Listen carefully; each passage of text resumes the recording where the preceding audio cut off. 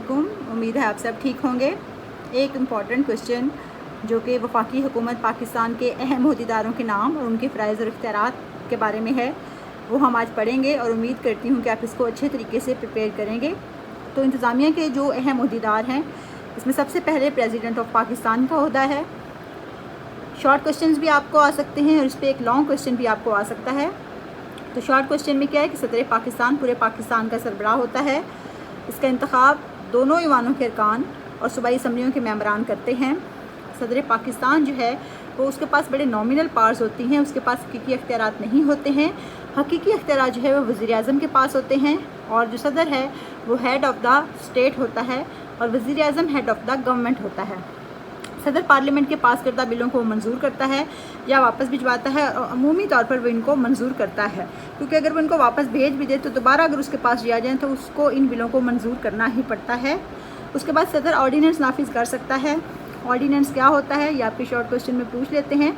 Ordinance से मुराद ये है कि जब किसी फौरी कानून की ज़रूरत पड़े और उस वक्त मुकर्रना का इजलास ना हो रहा हो तो उस सूरत में सदर जो है वो कानून पास कर सकता है। इसे ऑर्डीनेंस कहते हैं। इसकी एक ख़ास मियाद होती है जो 6 माह है।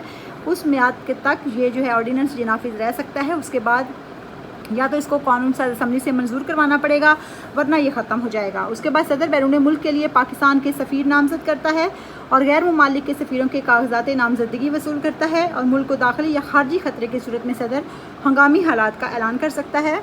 उसके बाद नेक्स्ट प्राइम मिनिस्टर है। प्राइम मिनिस्टर जो है वो वफाकी हुकूमत का सरबराह होता है। इसका इंतखाब कौमी असम्बली 5 साल के लिए करती है। आपको पता है हमारे यहाँ आप अपने प्राइम मिनिस्टर को अगर जहन में रखें तो आपको ये आसानी से याद हो जाएगा। वज़ीर आज़म अपनी मदद के लिए काबीना बनाने की खातिर पार्लियामेंट के अरकान में से वज़रा को चुनता है। वज़ीर आज़म और उसकी काबीना अपनी तमाम कारकर्दगी के लिए पार्लियामेंट के सामने जवाबदेह होती है और वज़ीर आज़म को तमाम इंतज़ामी इख्तियारात नीज़ कानून साजी, बजट साजी और अमूर दफ़ा में सारे इख्तियारात हासिल होते हैं। उसके बाद है वफाकी काबीना कि वज़ीर आज़म और वफाकी वज़रा मिलकर वफाकी काबीना बनाते हैं और ये वफाकी काबीना मुल्की हुकूमत के तमाम इंतज़ामी मामलात की निगरानी करती है। वफाकी काबीना का काम क्या होता है? इसमें 2 किस्म के वज़ीर होते हैं, एक वफाकी वज़रा होते हैं और एक वज़राए मुमलिकत होते हैं। ये वज़रा तब तक ओहदे पर रहते हैं जब तक कि उन्हें पार्लियामेंट का एतमाद हासिल रहता है और अपने अपने ओहदों पर बरकरार ये तब तक ही रह सकते हैं। अब वफाकी वज़रा क्या होते हैं? ये अपनी वजारत का सियासी सरबराह होता है और ये अपनी वजारत में और वज़ीर आज़म के माबैन राब्ते का काम करता है, जैसे कि वज़ीर ख़ारजा, जैसे कि वज़ीर दाखिला, जैसे कि वज़ीर रेलवे, जैसे कि वज़ीर इत्तलात व नशरियात। अब वो ईवान में अपनी वजारत की नुमाइंदगी करता है और उसकी वजारत की कारकर्दगी से मुतल्लिक़ जो भी सवालात होते हैं वो उनके जवाब देता है। उसके बाद है वज़ीर मुमलिकत। ये अपनी डिवीज़न का सियासी सरबराह होता है।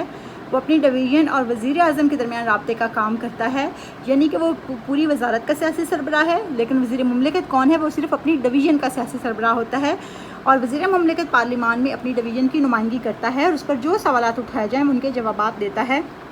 अलगर्ज़ वज़ीर की जो हैसियत अपनी वजारत में होती है वही हैसियत एक वज़ीर मुमलिकत की अपनी डिवीज़न में होती है। उसके बाद नेक्स्ट सेक्रेटरी हैं। सेक्रेटरी अपनी वजारत का इंतज़ामी सरबराह होता है और ये ग्रेड 22 का सीनियर तरीन मुलाजम होता है। इसको पॉलिसियाँ बनाने, उन्हें नाफिज करने और दीगर अमूर में ये मदद देता है वज़रा को। सेक्रेटरी अपने वज़ीर के ज़रिए से अपनी तजावीज़ वज़ीर आज़म तक भेजता है और वज़ीर आज़म की मंजूरी के बाद वो इन तजावीज़ को शाया करता है। सेक्रेटरी डिवीज़न मुतल्लिक़ा महकमा, मुत्तहिद दफातर और खुद मुख्तार और नीम खुद मुख्तार इदारों की निगरानी करता है। उसके बाद एडिशनल सेक्रेटरी है। एडिशनल सेक्रेटरी डिवीज़न का इंतज़ामी सरबराह होता है। वो वैसे ही है जैसे वज़ीर मुमलिकत और वज़रा थे। ये डिवीज़न का इंतज़ामी सरबराह है। ये ग्रेड 21 का मुलाजिम है और ये भी पॉलिसियाँ बनाने में और दूसरे फ़ैसले करने में वज़ीर मुमलिकत की मदद करता है।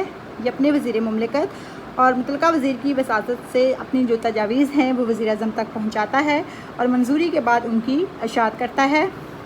यानी कि हम कह सकते हैं कि एडिशनल सेक्रेटरी अपनी डिवीज़न में वही फ़राइज़ सरअंजाम देता है जो एक सेक्रेटरी अपनी वजारत में सरअंजाम देता है और एडिशनल सेक्रेटरी के मुताहिद काम करता है तो भी इसे अपने सेक्रेटरी का हुक्म मानना पड़ता है और वो अपनी तजावीज़ सेक्रेटरी की मार्फत ही अपने मुतल्लिक़ा वज़ीर तक भेज सकता है। उसके बाद नेक्स्ट ओहदा जो है वो है joint secretary. Joint secretary additional secretary से जूनियर और ग्रेड 20 का वफाकी मुलाजिम होता है। ये वजारत में 3रे नंबर पर आता है और डिवीज़न में 2रे नंबर पर आता है। ये एडिशनल सेक्रेटरी की मदद करता है और उनके मुत्तहिद अहकाम मुत्तहिदों को भेजता है और इस तरह से मुत्तहिद इदारों की जो रिपोर्ट है वो एडिशनल सेक्रेटरी को भेजता है। ये अपने विंग का इंचार्ज होता है, उसकी तमाम कारकर्दगी का ज़िम्मेदार होता है। उसके बाद नेक्स्ट जी है डिप्टी सेक्रेटरी। ये बहुत जूनियर और वफाकी हुकूमत का ग्रेड 19 का मुलाजिम होता है और अब तक आमतौर पर अपनी जो भी इसकी ब्रांच होते हैं इसका इंचार्ज होता है। ये क्या करता है कि अफसरान बाला से काम वसूल करता है और सेक्शन ऑफिसर को भेजता है और उनसे रिपोर्टें वसूल करके अफसरान बाला को भेजता है। ये सिर्फ अपनी ब्रांच के दूसरे मुलाजमिन की निगरानी करता है। ये ना कोई फ़ैसला खुद करता है और ना कोई फ़ैसला करने या उसे नाफिज करने में किसी को मदद देता है। उसके बाद नेक्स्ट सेक्शन ऑफिसर है। ये वफाकी हुकूमत का ग्रेड 17 या 18 का मुलाजिम होता है और ये अपने सेक्शन का इंचार्ज होता है और हुकाम बाला की तरफ से आने वाले जितने भी अहकामात होते हैं उनको अमली जामा पहनाता है और सेक्शन ऑफिसर अपने सेक्शन के दीगर मुलाजिमीन की कारकर्दगी की निगरानी भी करता है। ये कुछ क्वेश्चन हैं, ये आपको शॉर्ट क्वेश्चन की सूरत में भी आ सकते हैं, ये आपको लॉन्ग क्वेश्चन की सूरत में भी आ सकता है।